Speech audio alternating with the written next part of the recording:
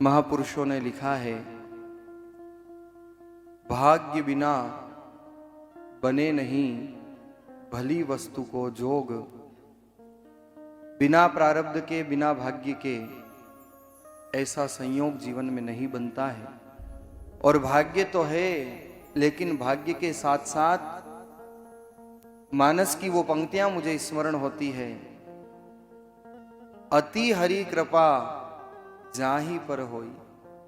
आज आप जितने लोग बैठे हो ना, मैं यही कहूंगा कि आप धाम में आ गए हो और भगवान के भागवत वांगमय स्वरूप के सामने विराजमान हो। आज अति हरि कृपा आप पर भगवान की बरसी है, इसलिए आप यहाँ इस प्रांगण में, ठाकुर जी के प्रांगण में ठाकुर जी का गुणानुवाद सुनने आए। देखो, एक होती है केवल कृपा। आपसे जब कोई पूछते हैं, भैया कैसे हो, कैसा क्या चल रहा है, आप क्या कहते हो? सब अच्छा चल रहा है, सब आनंद है। और आखिरी में क्या कहते हो? सब भगवान की कृपा है। बंगले हो जाए, गाड़ी हो जाए, अच्छा परिवार हो जाए, धन धान्य हो जाए, वैभव हो जाए, ये सबको हो सकता है, लेकिन ये केवल भगवान की कृपा है। और गोस्वामी जी कहते हैं, अति हरि कृपा जाहि पर होई। अति हरि कृपा जाहि पर होई। पाव देहि एहि मार सोई। पाव देहि एहि मार सोई। अति हरि कृपा जाहि पर होई, पाव देहि एहि मार्ग सोई। यहां पर अति शब्द का प्रयोग किया है, और जहां विशेष भावार्थ प्रकट करना हो वहीं अति शब्द का प्रयोग होता है। अति हरि कृपा, जीवन में सुख वैभव मिल जाना तो भगवान की कृपा हो सकती है, पर जीवन में भगवान के धाम में आ जाना, ये भगवान की अति हरि कृपा है। जो आज सब यहाँ पर शोभा यात्रा में आनंद लेते हुए, क्या सुबह ठाकुर जी के दर्शन हुए हैं। प्रातः काल जब शोभा यात्रा प्रारंभ हुई तो द्वारिकाधीश भगवान के चरणों में भागवत जी विराजमान हुई, और वहां से दर्शन करके समस्त आयोजक भक्त मंडल के साथ ऐसा अद्भुत दृश्य, मन रोमांचित हो रहा था। रोम रोम में एक अद्भुत ऊर्जा अनुभूत हो रही थी। इसलिए कहा है, अति हरि कृपा जाहि पर होई, पांव देहि एहि मार्ग सोई। उस मार्ग पर वही लग पाए जिन पर अति हरि कृपा थी। वरना बहुत से लोग ऐसे थे जिनके रिजर्वेशन बने थे पर आ नहीं पाए, जिनके टिकट कंफर्म थे वो आ नहीं पाए, और जिनके एक दिन पहले टिकट नहीं थे वो आ गए। ये अति हरि कृपा है। इसलिए तो संतों ने लिखा है, क्या ताकत जीव की जो राम नाम लेवे, पाप देवे थाप की तो मुंडो फेर लेवे। एक सामर्थ्य भी नहीं हमारा कि भगवान का एक नाम जीवा से निकल जाए, ये उसकी कृपा के बिना नहीं होता है। ये फल साधन ते नहीं होई। मानस में गोस्वामी जी कह रहे हैं, ये साधन से नहीं होता है, पुरुषार्थ से भी नहीं होता है। तुम्हारी कृपा पावे कोई कोई, ये फल साधन ते नहीं होई। तुम्हारी कृपा पावे कोई कोई। भाग बिना बने नहीं भली वस्तु को जोग, दाग पके वैशाख में होत काग के रोग। अगर भाग्य में नहीं लिखा है प्रभु कृपा रही है, तो ये कहाँ नसीब हो सकता है। ये दृश्य, ये भूमि, ये भगवान की विशेष अनुकंपा है। सौभाग्यशाली हैं आप लोग जिनकी डोर भगवान ने अपनी ओर खींच ली, और चलती हुई ट्रेन को भी रोक के आपको बिठा करके भगवान यहाँ पहुंचा देते हैं। ये भगवान की अति हरि कृपा है। बता रहे थे व्यास जी, चित्तौड़गढ़ रेलवे स्टेशन पर पहली बार ऐसा दृश्य था, और द्वारिका में भी जब ट्रेन आई तो लोग कह रहे थे, महाराज क्या स्पेशल ट्रेन लगवाई है क्या? मैंने कहा यही मानो कि स्पेशली लगी है। प्रभु कृपा जब जीवन में बनती है, तब जीवन में जब पुण्योदय होते हैं, कोई प्रारब्ध अच्छे जागृत होते हैं, तब जाकर के ये संयोग बनता है।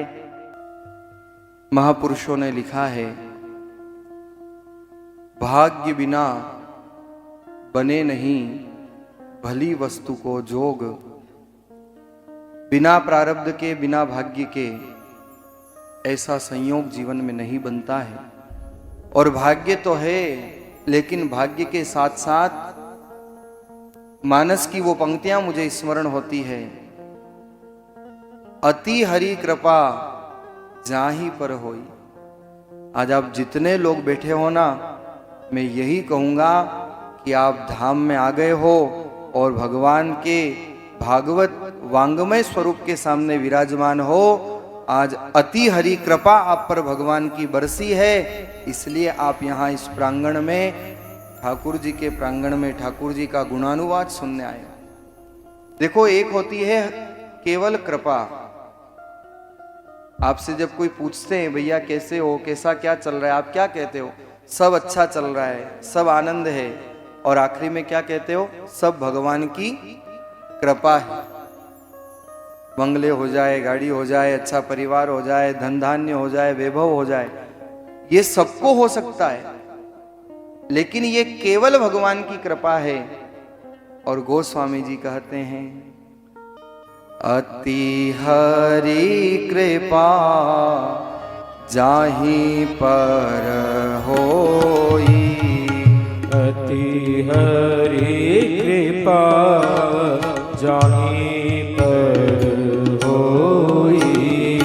पाव देहि एहि मार सोई। पाव देहि एहि मार्ग सोई। अति हरि कृपा जाहि पर होई, पाव देहि एहि मार्ग सोई। यहां पर अति शब्द का प्रयोग किया है, और जहां विशेष भावार्थ प्रकट करना हो वहीं अति शब्द का प्रयोग होता है। अति हरि कृपा, जीवन में सुख वैभव मिल जाना तो भगवान की कृपा हो सकती है, पर जीवन में भगवान के धाम में आ जाना, ये भगवान की अति हरि कृपा है। जो आज सब यहाँ पर शोभा यात्रा में आनंद लेते हुए, क्या सुबह ठाकुर जी के दर्शन हुए हैं। प्रातः काल जब शोभा यात्रा प्रारंभ हुई तो द्वारिकाधीश भगवान के चरणों में भागवत जी विराजमान हुई, और वहां से दर्शन करके समस्त आयोजक भक्त मंडल के साथ ऐसा अद्भुत दृश्य, मन रोमांचित हो रहा था। रोम रोम में एक अद्भुत ऊर्जा अनुभूत हो रही थी। इसलिए कहा है, अति हरि कृपा जाहि पर होई, पांव देहि एहि मार्ग सोई। उस मार्ग पर वही लग पाए जिन पर अति हरि कृपा थी, वरना बहुत से लोग ऐसे थे जिनके रिजर्वेशन बने थे पर आ नहीं पाए। जिनके टिकट कंफर्म थे वो आ नहीं पाए, और जिनके एक दिन पहले टिकट नहीं थे वो आ गए। ये अति हरि कृपा है।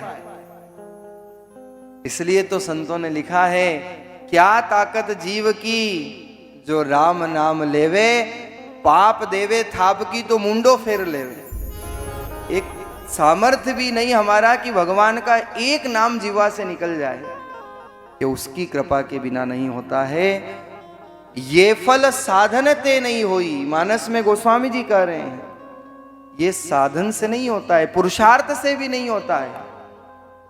तुम्हारी कृपा पावे कोई कोई, ये फल साधन ते नहीं होई, तुम्हारी कृपा पावे कोई कोई। भाग बिना बने नहीं भली वस्तु को जोग, दाग पके वैशाख में होत काग के रोग। अगर भाग्य में नहीं लिखा है प्रभु कृपा रही है, तो ये कहाँ नसीब हो सकता है। ये दृश्य, ये भूमि, ये भगवान की विशेष अनुकंपा है। सौभाग्यशाली हैं आप लोग, जिनकी डोर भगवान ने अपनी ओर खींच ली, और चलती हुई ट्रेन को भी रोक के आपको बिठा करके भगवान यहाँ पहुंचा देते हैं। ये भगवान की अति हरि कृपा है। बता रहे थे व्यास जी, चित्तौड़गढ़ रेलवे स्टेशन पर पहली बार ऐसा दृश्य था। और द्वारिका में भी जब ट्रेन आई तो लोग कह रहे थे महाराज क्या स्पेशल ट्रेन लगवाई है क्या? मैंने कहा यही मानो कि स्पेशली लगी है। प्रभु कृपा जब जीवन में बनती है, तब जीवन में जब पुण्योदय होते हैं, कोई प्रारब्ध अच्छे जागृत होते हैं, तब जाकर के ये संयोग बनता है। आइए कथा का मंगलाचरण करें। स्वामी रामचरण जी महाराज की अनुभव वाणी के वो शब्द मैं आपको स्मरण कराऊं, क्योंकि आप कथा सुनने आए हो। और सबसे पहले मैं आपको बता दूं कि कथा कैसे सुननी चाहिए। अगर इस अनुरूप जो महापुरुषों ने बताया है, उस अनुरूप अगर आप कथा सुनोगे तो ये कथा 100% आपको फलदायी होगी, 100% आपके मनोभाव पूर्ण होंगे। लेकिन सुननी कैसे है? स्वामी रामचरण जी महाराज ने अपनी अनुभव वाणी में फरमाया, तन श्रवण सत्संग में मन सुरति घर माय, तन से कछु बणियो नहीं, मन काज सुधार्यो ना। मन काज सुधार्यो नाय, दोय घर दोन्यों खोया, जूं धोबी को स्वान, घाट घर बीच भिगोया। राम चरण कारज सरे, जब तन मन एको होय। राम चरण कारज सरे, जब तन मन होई इकठाय। तन श्रवण सत्संग में, मन सुरति घर मां। सुन लो कथा कैसे सुननी है। केवल तन से मत सुनना, तन और मन दोनों से कथा सुनना। और इसलिए महापुरुषों ने कहा, क्योंकि जीव की दशा क्या है, तन श्रवण सत्संग में मन सुरति घर माए। ऐसा मत कर लेना कि शरीर से तो यहां आ गए हो पर अपने मन को वहीं छोड़ के आ जाओ। लोगों की स्थिति तो ऐसी है, यहां बैठने के बाद भी ध्यान वाश संसार के प्रपंच में ही जा रहा है। बैठे यहां है पर व्यापार में ध्यान जा रहा है। सास यहां बैठी है, मन में चिंता हो रही है, घर पे बहू को चाबी हाथ नहीं लग जाए। ऐसा मत करना। हाँ, वैसे तो आप साथ लेके आए हो मुझे पता है, पर मन तो जाता है ना। देखा है मैंने कई बार, लोग भजन करने बैठते हैं ना माला लेके, वो माला चलती है राम राम राम राम जय श्री कृष्णा, और आवाज निकलती है, अरे बहू वो दूध वाला आया, संभालना उसको, दूध ले। अरे ये करना वो करना। भजन करते करते 10 काम याद आते हैं, बाकी दिन भर कोई काम याद नहीं आता। लेकिन अगर उस दशा में कथा सुनी तो लाभ नहीं हो पाए। इसलिए श्री महाराज ने वाणी में फरमाया, तन श्रवण सत्संग में और मन सुरति घर माए। तन तो यहां है और मन वहां छोड़ के आ गए तो होगा क्या? तन सु तो कछु बणियो नहीं, और मन काज सुधारियो नाय। तन मन अगर एक नहीं हुआ तो न तन का लाभ ले पाओगे न मन का लाभ ले पाओगे। और उसकी स्थिति कैसी होगी? मन काज सुधारियो नाय, दोए घर दोन्यों खोया। यहां के भी नहीं रहोगे और वहां से भी छोड़ के आए हो तो वहां के भी नहीं रहोगे। मन काज सुधारियो नाय, दोए घर दोन्यों खोया, जू धोबी को स्वान, घाट घर बीच बुगोया। वो कहावत है ना संसार में, धोबी का कुत्ता, याद है आपको? तो क्या बात है, न घर का न घाट का। ऐसी स्थिति मत होने दे। इसलिए राम चरण कारज सरे, जब तन मन होए एक ठाय। तन श्रवण सत्संग में, मन सुरति घर माय। तन और मन दोनों को यहां पर बिठा करके रखना। तन से बैठे हो तो मन को भी बिठा करके रखो। और मैं तो कहूंगा अगर संभव हो तो जितनी देर कथा सुनो उतनी देर कम से कम अपने मोबाइल को बंद कर दो। लाइट मोड पे करो तो बहुत अच्छा है, नहीं तो कम से कम साइलेंट तो कर लो। हो सकता है आपके पास वाला बहुत अच्छे से कथा सुन रहा हो लेकिन आपके कारण से उसकी कथा सुनने में अगर विघ्न होता है तो उसका पाप आपको लगेगा।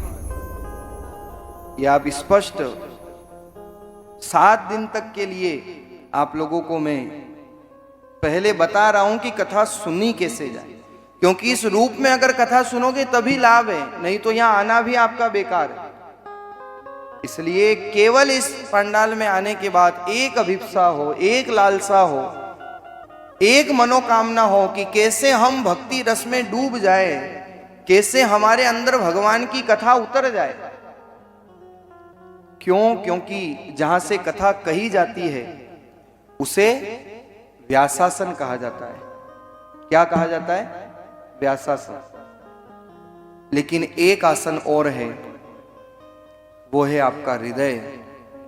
जैसे जहां से भागवत कही जाए उसे व्यासासन कहा जाता है, और जिस हृदय से भागवत सुनी जाए उसे कृष्णासन कहा जाता है। ठाकुर जी स्वयं आकर के आपके हृदय में बैठ करके और कथा का रसपान करते हैं। भगवान तो लालायित रहते हैं। देखो, आप जब पंडाल में आए तो आपने क्या किया? सबसे पहले आपने अच्छी कुर्सी संभाली आके कि सबसे अच्छी स्वच्छ कुर्सी कौन सी है। अगर कुर्सी पे गंदगी रखी होती तो आप बैठते क्या? बैठते नहीं बैठते।